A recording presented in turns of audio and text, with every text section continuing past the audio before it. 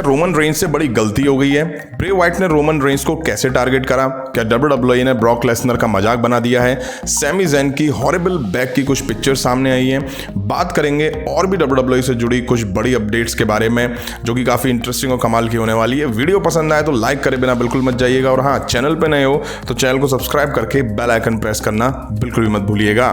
सबसे पहले बात कर लेते हैं आने वाले रॉ के एपिसोड के बारे में। इस एपिसोड में ऑस्टिन थ्योरी अपना यूनाइटेड स्टेट्स टाइटल डिफेंड करेंगे, वो भी एज के अगेंस्ट। प्रेस कॉन्फ्रेंस में ऑस्टिन थ्योरी ने यूएस टाइटल के लिए ओपन चैलेंज करा, जिसको उनके बाद आए एज ने एक्सेप्ट कर लिया है।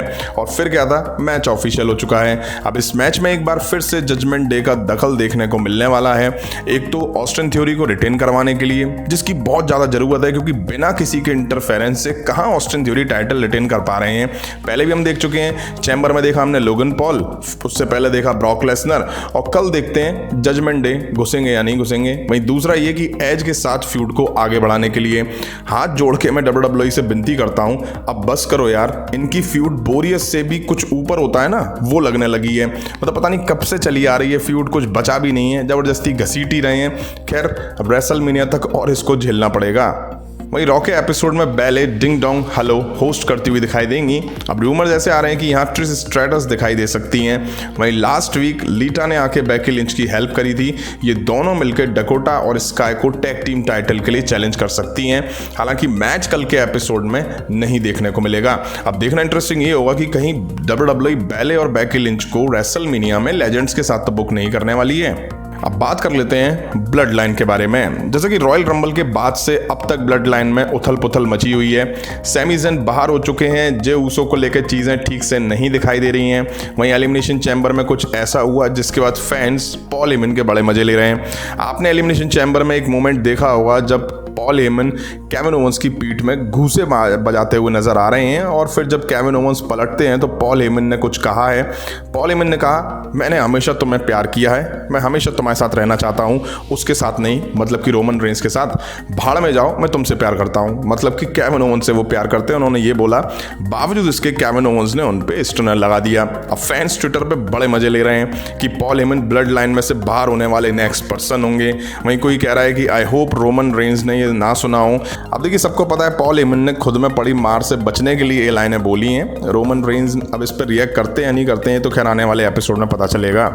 नेक्स्ट बात कर लेते हैं ब्रे वाइट के बारे में। उन्होंने रोमन रेंज को एक तरह से पोक करा है, या यूं कहूं उन्होंने एक तरह से रोमन रेंज को टारगेट करा है। हाल ही में BT स्पोर्ट ने रोमन रेंज को लेके एक ट्विटर पे ट्वीट करा जिसमें लिखा था acknowledge this incredible run by Roman Reigns, जिसमें एक फोटो भी पोस्ट करी गई है और उन सुपरस्टार की लिस्ट दी गई है, या यूं कहूं कि रोमन रेंज ने अब तक जिन जिन सुपरस्टार के खिलाफ टाइटल डिफेंड करा है, जिस जिस इवेंट में करा है, वो वहां दिखाया गया है। अब किसी को उम्मीद नहीं थी कि ब्रे वाइट यहाँ रिएक्ट करेंगे। उन्होंने रोमन रेंज को टैग करते हुए लिखा, या but how did he win it, मतलब कि हाँ, लेकिन उसने इसे कैसे जीता।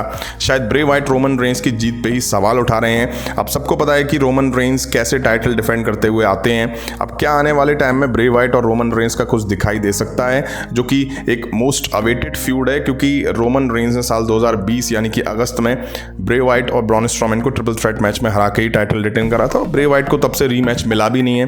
तो देखिए, रेसलमेनिया तक तो ऐसा देखने को नहीं मिलने वाला, उसके बाद दिखेगा या नहीं ये तो खैर आने वाला टाइम बताएगा।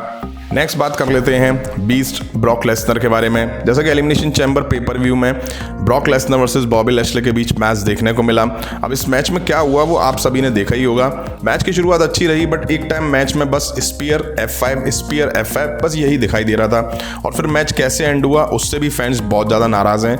मतलब एक टाइम था जब फैंस इन दोनों के बीच इस ड्रीम मैच को देखने के लिए तरस रहे थे, बट WWE है कि अब एक के बाद एक मैच इनके बीच कराए चले जा रही है, और किसी भी मैच का रिजल्ट क्लियर तरीके से नहीं दिखाई दे रहा है। अब जैसा एंड मैच का हुआ है उससे माना जा रहा है कि इनके बीच फिर से मैच दिखेगा। कुछ रिपोर्ट्स कह रही हैं कि शायद रेसलमेनिया में, और कुछ कह रही हैं कि रेसलमेनिया में नहीं, किसी और इवेंट में होता हुआ दिखाई देगा, शायद सऊदी अरेबिया में दिख जाए। अब मैं तो WWE से यही कहना चाहूंगा, बस करो प्लीज। वहीं ब्रॉक लेसनर को लेकर रिपोर्ट्स ऐसे दावे कर रही हैं कि ब्रॉक लेसनर एलिमिनेशन चैम्बर में भी ऑफ स्क्रिप्ट चले गए थे। रेफरी को एक F5 स्क्रिप्ट में थी जो कि उन्होंने रिंग में दी थी, बट रेफरी को जो उन्होंने अनाउंस टेबल पर नंबर F5 दी बॉबी लैशली के बाद जो टूट गई थी वो स्क्रिप्ट में नहीं थी।